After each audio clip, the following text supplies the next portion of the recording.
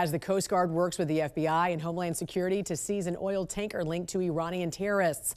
The latest escalation comes as the Trump administration ramps up pressure on Nicolas Maduro's narco-terror regime.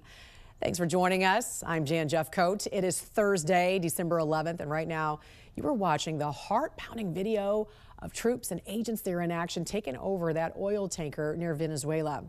Attorney General Pam Bondi said the tanker had been used for years to support foreign terrorist organizations. We want to get right to Mark Boyle at the live desk following the latest. You know, you can't even believe it. You'd have to actually see it to understand it and believe it. But even when you do see it, it's still hard to believe. This does look like a movie. And the last time something like this happened, Mark, was more than 10 years ago. What have you learned about the operation? Well, we're hearing from the president directly saying more like that is to come. Likely those tensions with Venezuela, Jan, certainly being taken up a notch this morning after the U.S. seized that oil tanker off the coast of Venezuela. And here's what part of the messaging was from Attorney General Pam Bondi posting this on social media. It reads in part, the FBI, Homeland Security, and the U.S. Coast Guard, with support from the Department of War, executed a seizure warrant for a crude oil tanker used to transport sanctioned oil from Venezuela and Iran. For multiple years, the oil tanker has been sanctioned by the United States due to its involvement in illicit oil shipping networks supporting foreign terrorist organizations.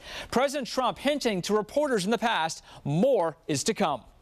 And other things are happening, so you'll be seeing that later, and you'll be talking about that later with some other people.